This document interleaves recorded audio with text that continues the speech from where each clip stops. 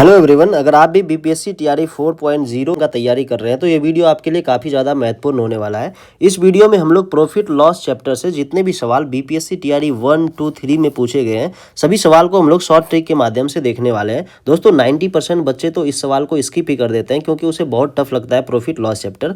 But अगर आप इस वीडियो को एंड तक देखते हैं तो आपका सवाल लगाने का जो नज़रिया है वो बदल जाएगा, बिल्कुल सोचने का तरीका बदल जाएगा। तो आइए शुरुआत करते हैं पहले प्रश्न के साथ। वीडियो को एंड तक देखना और वीडियो पसंद आए तो लाइक भी करना, चैनल पर नए हो तो बेहतर तैयारी के लिए सब्सक्राइब भी कर लेना।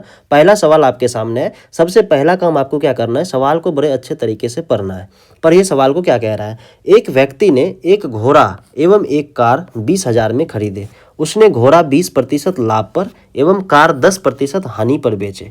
इस लेन देन में उसे 2% लाभ प्राप्त हुआ। घोड़े का क्रय मूल्य क्या है? घोड़े का आपको क्रय मूल्य निकालना है। देखिए सवाल का पैटर्न आप समझ लीजिए। ऐसे सवाल में आपको हमेशा एलिगेशन लगाना है। कहाँ पे लगाना है? देखिए यहाँ पे क्या है कि दोनों का क्रय मूल्य एक साथ दिया हुआ है और दोनों पे प्रॉफिट या लॉस जो दिया हुआ है वो अलग अलग दिया हुआ है और ओवरऑल प्रॉफिट या लॉस भी दिया हुआ है। तो इस टाइप के सवाल में आपको एलिगेशन तरीका लगाना है। कैसे लगाना है वो चीज़ आइए सीखते हैं। देखिए यहाँ पे आप लिखिए हॉर्स, ठीक है, और यहाँ पे आप लिखिए कार।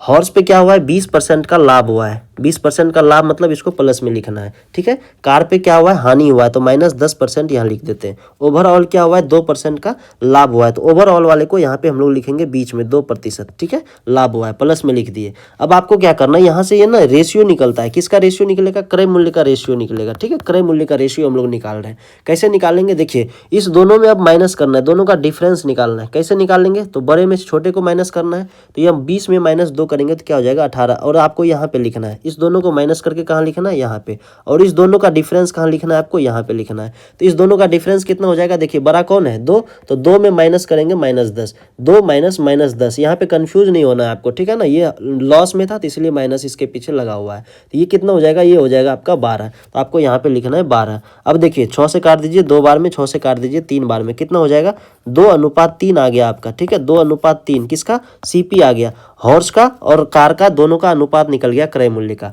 अब देखिए यहाँ पे 20,000 दिया हुआ है, दोनों का कुल क्रय मूल्य। तो दोनों को अगर हम लोग जोड़ेंगे तो कितना यूनिट हो जाएगा, 5 यूनिट। और इसी 5 का वैल्यू कितना दिया है सवाल में, 20,000। तो एक का वैल्यू कितना हो जाएगा, एक का वैल्यू हो गया 4,000। और आपको चाहिए किसका, हॉर्स का ना। हॉर्स का मतलब 2 यूनिट, 2 यूनिट का वैल्यू कितना हो जाएगा, 2 × 4,000 करेंगे तो 8,000 आपका राइट आंसर हो जाएगा, ऑप्शन नंबर बी। बिल्कुल आसान तरीका है। अगर आप इस तरीके से बनाते हैं तो 15 से 20 सेकंड या 25 सेकंड में भी आप सवाल को कर सकते हैं। अगर एक्स मान के बनाने बैठ गए तो कम से कम आपको 3 मिनट लगेगा। इसी वजह से बच्चे ऐसे सवाल को स्किप कर देते हैं। और ये देखिए टीआरई 1 का सवाल है, 2023 में पूछा गया है, ठीक है। आइए अगला सवाल देखिए। नेक्स्ट आपके सामने ये सवाल देखिए, बिहार स्टेट 24 में भी पूछा और 2023 में, दोनों साल पूछा गया ये सवाल, ठीक है। देखिए सवाल कह रहा है क्या, किसी वस्तु का अंकित मूल्य उसके क्रय मूल्य से 20% अधिक है। सवाल जैसे जैसे कहेगा वैसे वैसे हम लोग पहले ही करते चलेंगे, ठीक है।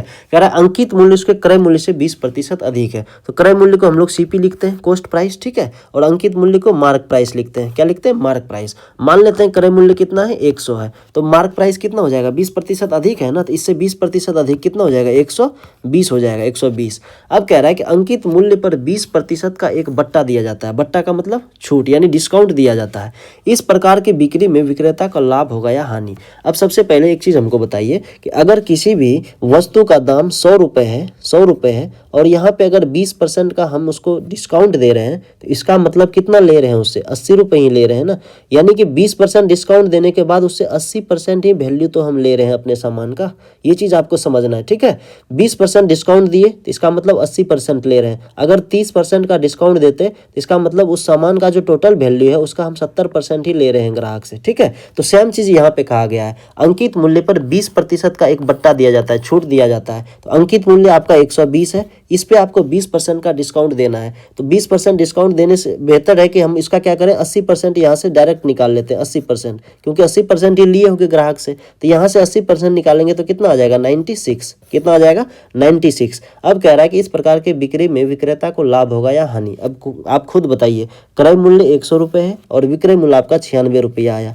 100 का सामान 96 में अगर बेचेंगे तो लाभ होगा या हानि, हानि होगा। ऑप्शन नंबर बी आपका राइट आंसर हो जाएगा, ठीक है। चलिए आई होप कि आपको ये चीज़ पसंद आ रहा होगा। वीडियो को लाइक जरूर करना। चलिए अगला सवाल देखिए, यदि 9 संतरों का विक्रय मूल्य 12 संतरों के क्रय मूल्य के बराबर है। ये बिल्कुल इंपॉर्टेंट क्वेश्चन है, आप इसको नोट डाउन कर लेना, क्योंकि ये एसएससी रेलवे में भी काफ़ी रिपीट होता है। और ये भी देखिए बिहार बीपीएससी में टीआरई 2 में पूछा गया 2023 में। क्या कह रहा है? 9 संतरों का विक्रय मूल्य। तो आपको सेम एज इट इज लिखना है। कैसे लिखेंगे? 9 संतरों का विक्रय मूल्य। विक्रय मूल्य को हम लोग लिखते हैं सेलिंग प्राइस, इंग्लिश में लिख रहे हैं, ठीक है।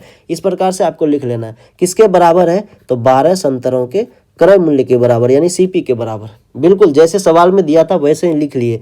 9 संतरे का विक्रय मूल्य किसके बराबर? 12 संतरों के क्रय मूल्य के बराबर। ऐसे ही आपको सवाल में लिखना है एग्जाम हॉल में, ठीक है। अब क्या करना है? सेलिंग प्राइस और कॉस्ट प्राइस दोनों को एक साइड कर लेना है। यहाँ पे सीपी है, इसको रहने देते हैं। एसपी इधर से गुना से आएगा तो यहाँ पे भाग में हो जाएगा एसपी, और यहाँ देखिए 9/12 हो जाएगा। अब आपके पास अनुपात पता चल गया, यानी 9 रुपया अगर क्रय मूल्य है और 12 रुपया विक्रय मूल्य है, तो बताइए लाभ हो रहा है या हानि? लाभ हो रहा है। कितने का लाभ हो रहा है? 3 रुपये का लाभ हो रहा है। और यहाँ से आपको लाभ प्रतिशत पूछा है, प्रतिशत लाभ कितना होगा? तो कितने का लाभ? 3 का। किस पे? 9 पे। लाभ या हानि हमेशा क्रय मूल्य पे होता है, ठीक है। तो क्रय मूल्य कितना है? 9 रुपया है। तो 3 का लाभ 9 रुपये पर प्रतिशत में बदलने के लिए 100% से गुना। यहाँ से काट दीजिए, कितना हो जाएगा? 100/3%, यानी 33.1/3% आपका राइट आंसर हो जाएगा, ऑप्शन नंबर बी। यहाँ से देखिए एक फॉर्मूला भी होता है, लाभ प्रतिशत बराबर लाभ या हानि प्रतिशत बराबर, ठीक है। लाभ या हानि प्रतिशत बराबर क्या होता है फॉर्मूला? यहाँ से देखिए, लाभ या हानि बटे क्रय मूल्य गुना 100%। तो आप इस फॉर्मूला का भी यूज कर सकते हैं। सेम फॉर्मूला यहाँ पे लगाया गया, ठीक है। चलिए नेक्स्ट सवाल देखिए। नेक्स्ट आपके सामने है, बेहतरीन सवाल है। क्या कह रहा है? देखिए, किसी वस्तु को 6% तथा 4% लाभ पर बेचने पर विक्रय मूल्य का अंतर 3 रुपये है। उस वस्तु का क्रय मूल्य। सवाल घुमा दिया थोड़ा सा। क्या कह रहा है? किसी वस्तु को 6% तथा 4% लाभ से बेचने पर विक्रय मूल्य का अंतर 3 रुपये है। अब आप खुद बताइए, दो वस्तु है, एक ये है एक ये है। इसको 6% लाभ पे बेच रहे हैं, इसको 4% लाभ पे बेच रहे हैं। तो इससे और इससे दोनों का डिफरेंस कितना आ रहा है परसेंटेज में? 2% ना, देखिए है ना 2%। कुल मिला के इसका कहने का मतलब ये हुआ, ये अपने आप में 100% होता ही है। 6% इस पे लाभ ले रहे हैं, तो इसका मतलब इसको हम बेच रहे हैं 106% पे, ठीक है। ये भी 100% अपने आप में है, 4% लाभ लेना है, तो कुल मिला के इसको 104% पे बेचना पड़ेगा, ठीक है। तो इसको 106 में बेच रहे हैं, इसको 104 में बेच रहे हैं। दोनों का डिफरेंस कितना आ रहा है? 2% आ रहा है, लेकिन एक्चुअल में ये रुपए में दिया हुआ है 3 रुपये का डिफरेंस, ठीक है। तो 2% का वैल्यू कितना सवाल में दिया है? 3। आपसे पूछा उस वस्तु का क्रय मूल्य बताइए। क्रय मूल्य हमेशा कितना होता है? 100%, है ना, 100%। तो ये देखिए 2% का वैल्यू 3 है, तो 100 का वैल्यू कितना हो जाएगा? कितना हो जाएगा बताइए? 150 हो जाएगा क्या? इसका 1.5 गुना है ना ये, तो ये भी इसका 1.5 गुना हो जाएगा, 150। ऑप्शन नंबर सी आपका राइट आंसर हो जाएगा। आप इस प्रकार से भी कर सकते हैं, या दूसरा चीज़ ये भी देख सकते हैं। देखिए 2 से ये कितना गुना है? 50 गुना है, तो ये भी 50 गुना हो जाएगा, ठीक है। इसको भी 50 गुना कर दीजिए, 150। जैसे आपको अच्छा लगे वैसे आप कर सकते हैं, ठीक है ना। चलिए क्वेश्चन नंबर 5 देखिए। सवाल को पढ़िए पहले अच्छे तरीके से। ये देखिए टीआरई 2 का सवाल है, 2023 में पूछा गया है। जब एक प्लॉट 18,700 में बेचा जाता है तो मालिक को 15% का नुकसान होता है। 15% लाभ हासिल करने के लिए प्लॉट को कितने में बेचा जाना चाहिए? सबसे पहले एक चीज़ आपको समझना है। देखिए, हमेशा किसी भी चीज़ का वैल्यू 100% होता है, ठीक है। 100% हो गया। अगर यहाँ पे 15% का नुकसान होगा, यानी 15% हानि पे अगर बेच रहे होंगे, इसका मतलब उसका कितना वैल्यू प्राप्त हो रहा है? 85%, है ना जी। 15% का अगर लॉस हो रहा है तो इसका मतलब 85% ही प्राप्त हुआ उससे, 85% ही लिए हैं हम ग्राहक से, ठीक है। अगर इस पे लाभ लेना होगा, 15% का अगर लाभ होता तो इसका मतलब 115% मिला है हमको, तभी तो ये 15% लाभ होगा ना, ठीक है। ये चीज़ अगर समझ गए तो आइए सवाल पे। देखिए कह रहा है कि मालिक को 15% का नुकसान होता है। 15% का नुकसान मतलब 85% मिला उसको, और वही रुपया में वैल्यू दिया हुआ है। इसका मतलब 85% का वैल्यू कितना दिया हुआ है? 18,700। 18,700। अब कह रहा है 15% लाभ हासिल करने के लिए प्लॉट को कितना में बेचा जाना चाहिए? तो 15% का लाभ हासिल प्राप्त करने के लिए मतलब 115% हमको निकालना पड़ेगा। तो 85 का वैल्यू इतना, 115 का वैल्यू कितना हो जाएगा? 18,700 बटे 85 गुना 115। अब इसको काट दीजिए, 5 से काटिए 17 बार में, 5 से काटिए 23 बार में, ठीक है। 17 से इसको काटिए 11। अब यहाँ से आ गया 1100 गुना 23, 1100 गुना 23। इसको मल्टीप्लाई कर लीजिए। कैसे करेंगे? देखिए 11 गुना 23, इसको देखिए कैसे हम लोग करेंगे आसान तरीके से। 11 से जब भी किसी में गुना करना होगा तो सबसे पहले ये जो 23 लिखा है ना, 23 को आपको कैसे लिखना? देखिए ये 3 यहाँ पे लिख लीजिए, फिर इस दोनों को जोड़िए, 3 2 5, फिर इधर कोई रहता तो उसको जोड़ देते, नहीं है तो सीधा 2 लिखेंगे। कितना हो गया? 253। तो ये हो गया 253 और 2 0 था, यानी 25,300। 25,300 आपका करेक्ट आंसर हो जाएगा। ठीक है, देखिए मल्टीप्लीकेशन, ये भी आपको तरीका सीखना है, कैलकुलेशन कैसे फास्ट होगा, यही सब तरीका है। जैसे मान लीजिए 11 गुना आपको 56 करना है, तो कैसे करेंगे, 56 को लिखेंगे, क्या करेंगे, ये 6 लिख दिए यहाँ पे, फिर 6 5 11, 11 का 1 बाकी 1, 5 इधर कुछ रहता तो जोड़ते, नहीं है तो एक शेष वाला, 5 1 6 यानी 616। ठीक है, 616। अब 11 गुना 11 करके देख लीजिए कैसे करेंगे, ये 1 यहाँ लिखेंगे, फिर 1 + 1 कितना हो जाएगा 2, 1 इधर कोई रहता तो जोड़ते, नहीं है तो सीधा 1 यहाँ लिख देंगे, 121। ठीक है, ये तरीका है कैलकुलेशन स्पीड बढ़ाने का। ठीक है ना, चलिए अगला क्वेश्चन देखिए। नेक्स्ट है क्वेश्चन नंबर 6। एक दुकान में 2 पेंसिल, 3 रबर की कीमत 9 रुपये तथा 4 पेंसिल और 6 रबर की कीमत 18 रुपये है। प्रत्येक पेंसिल और प्रत्येक रबर की कीमत क्या होगी?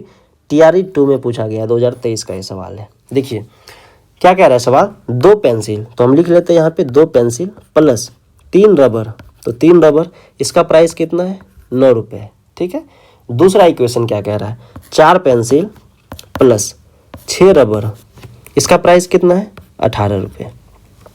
अब यहाँ पे देखिए, ये तो बिल्कुल इसका 2 गुना हो गया यार, ये भी 2 गुना है, ये भी 2 गुना है, ये भी 2 गुना है, इसका तो सोल्यूशन होना चाहिए। अब आप ऑप्शन रख के भी यहाँ पे चेक कर सकते हैं। 2 तरीका आपके सामने, आपने 10th क्लास में पढ़ा होगा द्विघात समीकरण, वहाँ पे एक केस आता है A1/A2 बराबर B1/B2 बराबर C1/C2।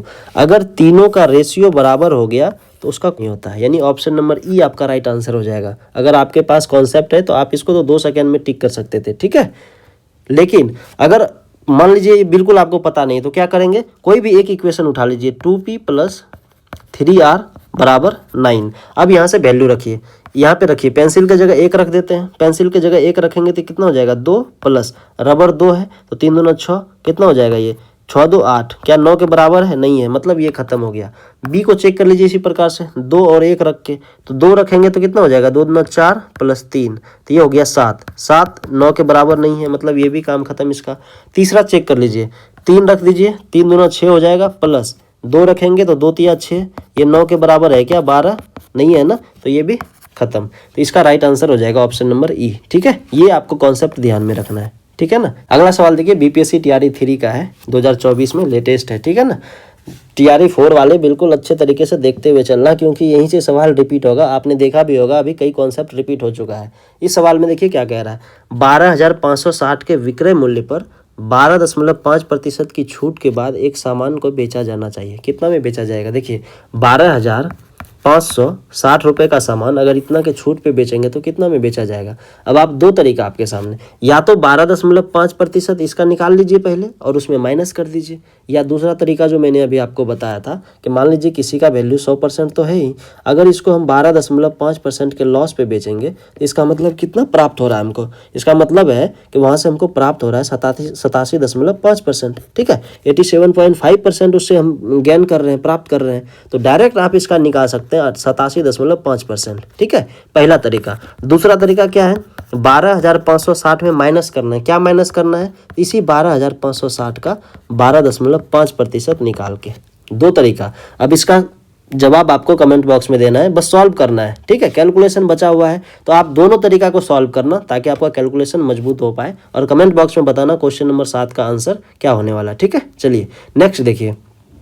नेक्स्ट आपके सामने 20 कुर्सियों को बेचने पर हरि को 5 कुर्सियों के विक्रय मूल्य के बराबर लाभ प्राप्त होगा, तो लाभ का प्रतिशत क्या है? देखिए टीआरई 3 का ये भी सवाल है, 4 से 5 सवाल पूछा गया था टीआरई 2 में भी और टीआरई 3 में भी, तो टीआरई 4 में भी काफ़ी उम्मीद है कि 4 से 5 सवाल रहेगा ही रहेगा। जनरल पेपर का बात कर रहे हैं हम। ठीक है ना, चलिए देखिए, ये सवाल भी काफ़ी ज़्यादा रिपीट होता है। यहाँ पे क्या कह रहा है कि 20 कुर्सियों को बेचने पर मतलब सेलिंग प्राइस। ठीक है, तो देखते हैं यहाँ पे 20 कुर्सियों का सेलिंग प्राइस और 20 कुर्सियों का, तो फिर क्या कह रहा है 5 कुर्सियों के विक्रय मूल्य के बराबर लाभ हुआ है। अच्छा, लाभ बराबर क्या होता है? फॉर्मूला। लाभ बराबर फॉर्मूला होता है विक्रय मूल्य माइनस क्रय मूल्य, यानी SP माइनस CP। क्या होता है? SP minus CP। ठीक है, अब ध्यान से देखिए, 20 कुर्सी बेचा है तो 20 CP SP लिख दिए माइनस 20 CP। ठीक है, 20 कुर्सियों का विक्रय मूल्य माइनस 20 कुर्सियों का क्रय मूल्य, तब यहाँ से लाभ पता चलेगा। तो लाभ किसके बराबर दिया हुआ है? 5 कुर्सियों के विक्रय मूल्य के बराबर। तो यहाँ से लिखेंगे 5 कुर्सियों के विक्रय मूल्य के बराबर। ठीक है, सेम इसी प्रकार से आपको लिखना है, तब आप बहुत ईजी तरीके से बना पाएंगे सवाल को। ठीक है, सवाल को पढ़ लीजिए, देखिए कैसे कैसे लिख रहे हैं, आपको भी ऐसे ही लिखना है। देखिए अब यहाँ से क्या करेंगे, SP वाले को एक साइड कर देंगे, ये हो गया 20 SP माइनस 5 SP, और CP वाले को एक साइड कर देते हैं, क्योंकि आपको पता है ना CP और SP का जैसे ही रेशियो पता चलेगा तो फिर लाभ हानि तुरंत निकल जाएगा। तो यहाँ से जैसे माइनस करेंगे तो कितना हो जाएगा, 15 SP बराबर 20 CP।